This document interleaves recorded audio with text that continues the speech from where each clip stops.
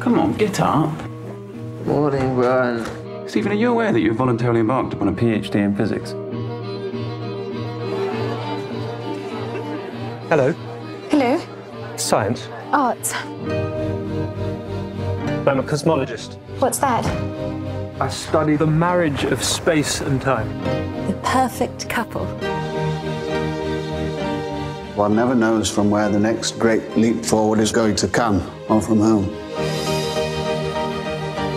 What if I reverse time to see what happened at the beginning of time itself? Wind back the clock. Wind back the clock? Keep going. I don't know how. Yet. Keep winding! Where to?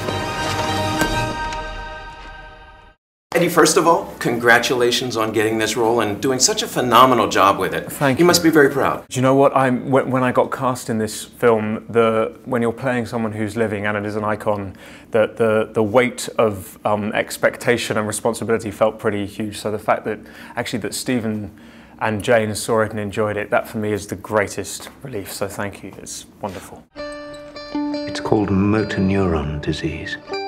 Life expectancy is 2 years.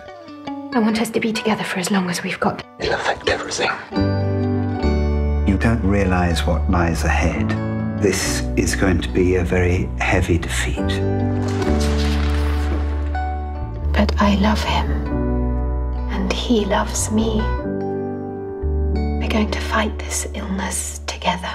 This is a very complex love story in that it begins very romantically, but as it plays out, there's some serious challenges that both of you encounter. So how daunting was that to really capture the essence of that relationship? What I loved about the script when I read it was that this story felt like an exploration of love in every sense. So it felt like there were moments of the young love, the passionate love, the love of his subject matter, the love of family, but also the boundaries and the complications of love. And for me, that felt incredibly human and was really extraordinary to investigate.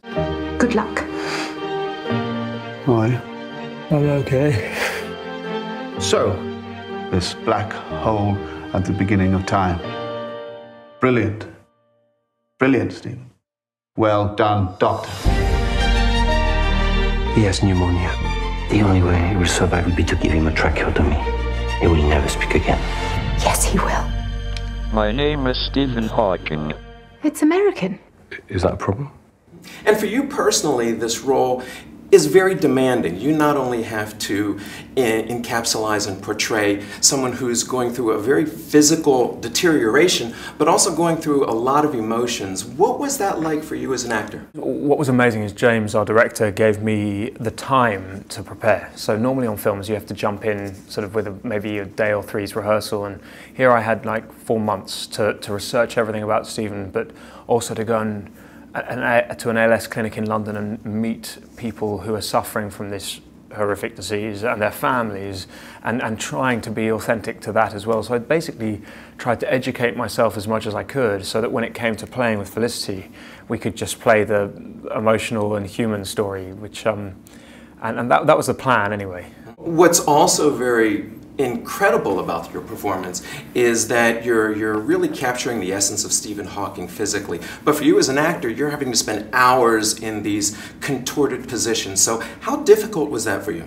That's kind of why in those months of working beforehand, I ended up actually working with an amazing dancer. And it was a bit like preparing to run a race, or, you know, it was about training your muscles to be able to be in these positions for extended periods, and being able to also, unfortunately, you can't shoot chronologically, so you're jumping into different physicalities within the same day. But I went to an osteopath. It was quite wearing, but at the same point, you were daily conscious of the fact that you could get up at the end of the day, and a lot of these people who are suffering from ALS can't. So you were constantly reminded of your privilege, I suppose. It has been a great joy to watch this man defy every expectation, both scientific and personal. Many of us, when we see a film of this sort, we look at the screen, we see the challenges of the character, and we wonder, Would we be able to really deal with something like that? Did that ever cross your mind during the process? Yeah, I mean, absolutely. I think Jane's strength and her backbone and her sort of absolute belief and love of Stephen was deeply admirable, and I hope that the film shows the complications of those decisions and those choices in all their detail. But no, daily you were thinking, what would I do? You know? There should be no boundary to human endeavor. However bad life may seem, while there is life, there is hope. Thank you. Sorry, did you say something? I said, thank you.